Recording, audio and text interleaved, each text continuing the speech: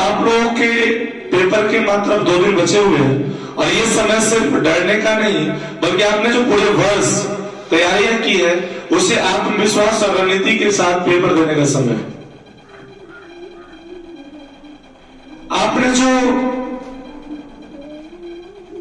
इतनी मेहनत की है उसे सिर्फ दिखाने के लिए 2 दिन बचे हुए हैं। मैं आपको बताना चाहता हूं कि जो आपने पेपर दीजिएगा आप लोग उस पेपर में किन किन बातों पर ध्यान देना जरूरी है, क्योंकि रणनीति आपकी अच्छी रहेगी तभी आप अच्छे कर पाएंगे। तो पेपर में किस तरीके से आंसर लिखना है, पेपर को किस तरीके से देखना है, पेपर देने से पहले आपको क्या करना है, इन सब बातों को मैं आपको एक साथ चर्चा करना चाहता हूं और आप लोगों के साथ आज ये लास्ट क्लास होगा। आज आपकी विदाई भी हो जाएगी। हालांकि टीचर कभी विदाई देता नहीं है, आप जब तक रहेंगे आपके साथ है। कभी भी आपकी जरूरत पड़ेगी बड़ा भाई समझकर एक बार जरूर कांटेक्ट कीजिएगा, जितना हो सके मैं हेल्प करूंगा। सबसे पहले तो जब आप वहां जाइएगा सेंटर पे तो बच्चों सब में ये डिमेरिट है कि जब वहां जितना समय पहुंचना होता है ना उससे मात्र आधे घंटे पहले यहां से निकलते हैं। आप उस समय को निर्धारण करिए जहां पे पहुंचना है वहां पे जो रिकॉर्डिंग टाइम है उससे आप आधे घंटे पहले वहां पहुंच जाइए। रीजन बताता हूं क्योंकि आप बाइक या किसी गाड़ी से जाते हैं, टेक्निकल चीजें हैं, कहीं रास्ते में पंचर हो गई, ट्रैफिक में आप फंस गए, कहीं जाम लगा हुआ है, तो इसी कारण से आपका एग्जाम छूट जाएगा। फिर आप रोते रोते आप वीडियो देखते होंगे कि 2 मिनट से एग्जाम छूट गया। अगर समय से पहले आप वहां पहुंच जाएगा तो क्यों आपका एग्जाम छूटेगा? ठीक है, तो सबसे पहले तो आप वहां समय से पहले पहुंचने का कोशिश कीजिएगा। जब आपके साथ पेपर मिलेंगे वो तो बात की बात है, पहले आप समझिए कि आसान सवाल पहले करना है। किसी भी टीचर जो कॉपी चेक करता है ना वो किन किन बातों पर ध्यान देता है मैं आपको बताता हूं। उसकी साइकोलॉजी होती है, मानसिकता क्या होती है कि अगर शुरू का 1-2 पेज आप सही और साफ बनाए हुए हैं, अगर सही में सही बन रहा है तो फिर 2 पेज के बाद आपको उतना ध्यान नहीं देगा और उसको चेक करते चला जाता है। थोड़ा सा मिस्टेक भी होगा तो सही कर देगा, मतलब मार्क्स दे देता है।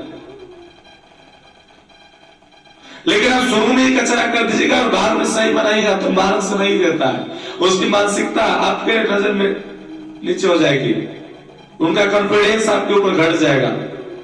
तो सबसे पहले आसान सवाल करना है। दूसरा, जब भी आप पेपर लिखिएगा तो साफ लिखिएगा और स्टेप बाय स्टेप लिखने का कोशिश कीजिएगा। पॉइंट टू पॉइंट जब लिखिएगा तो उनको भी समझने में आसानी होगी और मार्क्स आपको अच्छे देंगे। एग्जाम देने से पहले अपने घर पे जब एग्जाम देने से पहले जाता है तो पूरा उसका रिवीजन कीजिएगा। नया टॉपिक नहीं पढ़ना है, रिवीजन जो आपने पढ़ा है उसको 1-2 बार पढ़ लेना है, रिवीजन कर लेना है।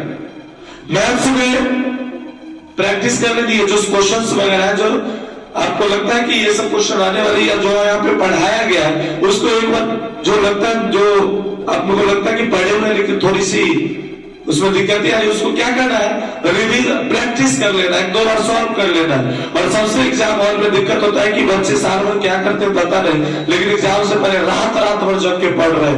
सबसे पहले आप पर्याप्त नींद लीजिएगा, 6-7 घंटा आप सोइएगा ताकि एग्जाम में, अब रात भर जगे रहिएगा एग्जाम में आके अजीब लगेगा, चिड़चिड़ापन सा लगेगा, क्या आप वहां पे लिखिएगा। तो सबसे मेन चीज होता है नींद आप एकदम पर्याप्त लीजिएगा। ठीक है, जब आप एग्जाम हॉल में जाते हैं तो एग्जाम हॉल में जाके 4-5 टॉपिक पे ध्यान दीजिएगा। सबसे पहले आपको जो क्वेश्चन पेपर दिया जाएगा, प्रश्न पत्र दिया जाता है, उसको आपको ये नहीं कि क्वेश्चन पेपर मिला और धैर्य से बनाने लगे, बिल्कुल ऐसा नहीं करना है। सबसे पहले जितना क्वेश्चन है एक बार शांत मन से उसको पढ़ना है। जैसे सबसे पहले ऑब्जेक्टिव का पेपर सबमिट होता है, तो ऑब्जेक्टिव 100 का 100 पहले पढ़ लीजिए और सबसे पहले उन सवालों को करिए, उन सवालों को सॉल्व करिए जिस पे आप ये कंफर्म है कि हाँ यही हमको आता है, और इसको जब सॉल्व करेंगे तो एक पूरी तरीके से सही सॉल्व करेंगे। ठीक है, इस चीज को जो आप 100% कंफर्म है, जो 100% आपको आती है, पहले वो क्वेश्चन सॉल्व करना है।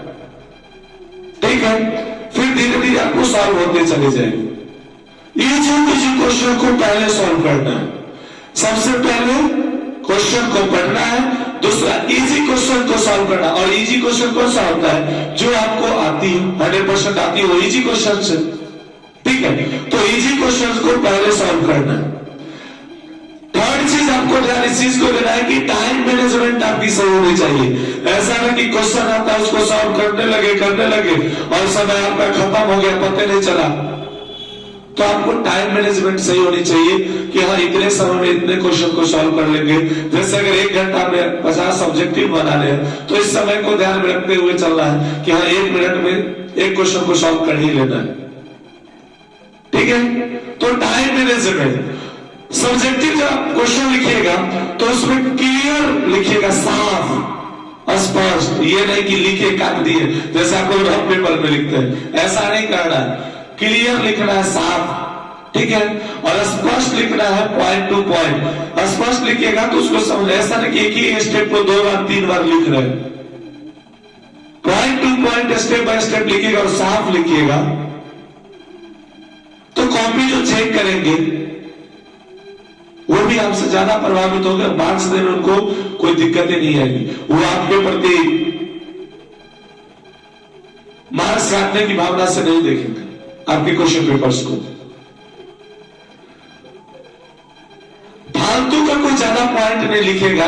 ये आपका कौन सा पॉइंट हो गया? ये आपका हम बता रहे 5वां पॉइंट। मेन पॉइंट लिखना है, उसमें फालतू का नहीं, एक ही स्टेप 2 स्टेप लिखते जा रहे हैं, ठीक ना, किस्सा पर किस्सा लिखते जा रहे हैं, नहीं, मेन पॉइंट को आप लिखिएगा। और सबसे जो बड़ा आपका हथियार होगा वो होना चाहिए शांत, घबराना बिल्कुल नहीं, क्योंकि आप घबरा के भी क्या कर सकते हैं। सबसे बड़ी आपको एग्जाम हॉल में जो हथियार बनेगी वो बनेगी आपका शांत होना। शांत मन से बिल्कुल घबराना नहीं, धैर्य के साथ लिखना है। ठीक है, टॉपिक पे आपको ध्यान देने होंगे। जैसे मैं तो मैथ्स पढ़ाता हूं, तो पहले मैथ्स का बताता हूं, फिर और भी सब्जेक्ट के बारे में बताऊंगा। आप जब एग्जाम देने से पहले जो आपके फॉर्मूले हैं, वो फॉर्मूले को रिवीजन जरूर करिएगा, क्योंकि आपके साथ तो अगर फॉर्मूला आएगा तभी बनेगा। कोई भी क्वेश्चन को बिना फॉर्मूला से तो आप सॉल्व नहीं कर सकते। और मैं तो आपको इस तरीके से बताया हूं कि फॉर्मूला तो आप वहां भी आंसर शीट में बना ही सकते हैं, लेकिन आपको समय कहां है उतना। समझ रहे बात? तो फॉर्मूला का रिवीजन आप 100% कीजिएगा। इंपॉर्टेंट क्वेश्चन जब आप मॉडल पेपर जब सॉल्व करते रहेंगे तो कुछ आप पैटर्न देखते होंगे कि ये सब क्वेश्चन बार बार आता है। वैसे क्वेश्चन को प्रैक्टिस आप जरूर कीजिएगा। ठीक है, step by step question solve करिएगा।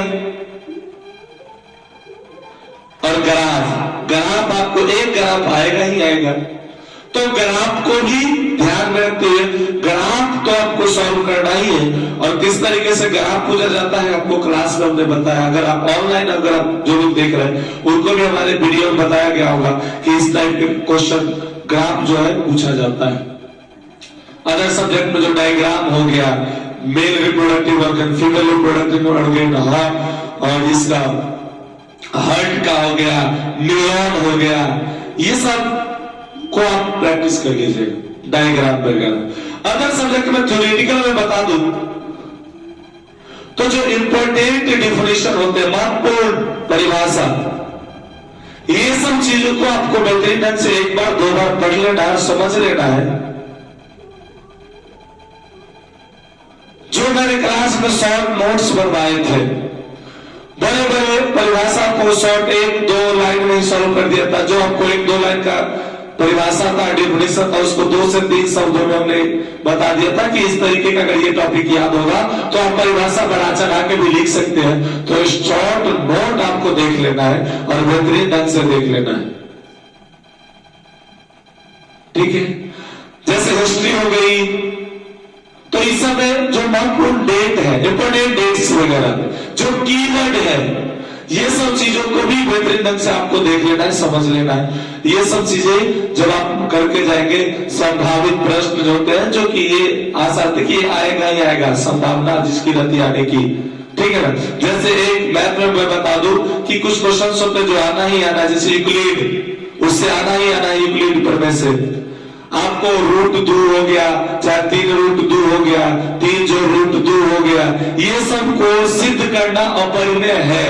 ये सब प्रश्न आएगा ही आएगा, तो इस सब प्रश्न को आपको प्रैक्टिस कर लेना है। और एग्जाम के साथ आपकी रणनीति होनी चाहिए कि न्यू टॉपिक को नहीं पढ़े तो अच्छा है, जो आपने पढ़ा है उसी को बार बार रिवीजन करिएगा। न्यू टॉपिक के चक्कर में हो जाएगा कि न्यू टॉपिक आप समझिएगा, 2 दिन में आप क्या कर लीजिएगा और पुराना भी आपका छूट जाएगा। तो आपकी रणनीति होनी चाहिए कि न्यू टॉपिक पे उतना ज्यादा ध्यान नहीं देना है, बल्कि जो आपने पढ़ा है उसी को बार बार रिवीजन कर लेना है, तो आप बेहतरीन मार्क्स और गिफ्ट दिएगा। सिर्फ रिवीजन करना है, रिवीजन करना है, ठीक है, प्रैक्टिस करना है, रिवीजन करना है। मॉडल पेपर सॉल्व तो मैंने यहां करवा ही दिया सारा का सारा। आप लोग मॉडल पेपर के साथ वहां भी प्रैक्टिस कर लीजिएगा। जब एग्जाम देने से पहले मॉडल पेपर को देख लीजिएगा। मॉडल पेपर भी, क्योंकि वो आपको 7-8 वर्षों का क्या रहता है, निचोड़ रहता है। उसमें आपको एक पैटर्न मिल जाएगा कि किस तरीके का क्वेश्चन पूछा जाता है। और हमेशा पॉजिटिव रहना है, हमेशा पॉजिटिव रहना है एग्जाम हॉल में कि ये क्वेश्चन पेपर मैं ही सॉल्व कर पाऊंगा। हमेशा सॉल्व करना है कि हम सॉल्व कर पाएंगे। ऐसा डिमोटिवेट नहीं होना है कि क्वेश्चन हार्ड है नहीं बनेगा।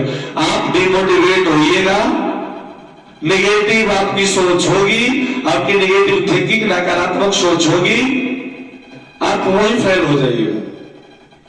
फेल्योर होने का मेन रीजन होता है खुद को नेगेटिव होना। आपकी मेहनत आपकी भविष्य लिखेगी। और मैं एक शिक्षक होने के नाते हमारी शुभकामनाएं आप लोगों के साथ है कि आप लोग अब इतने बड़े हो गए हैं कि खुद आप डिसीजन लीजिएगा। इसके बाद 12th में आपकी डिसीजन होगी, सब्जेक्ट आप चुनेंगे।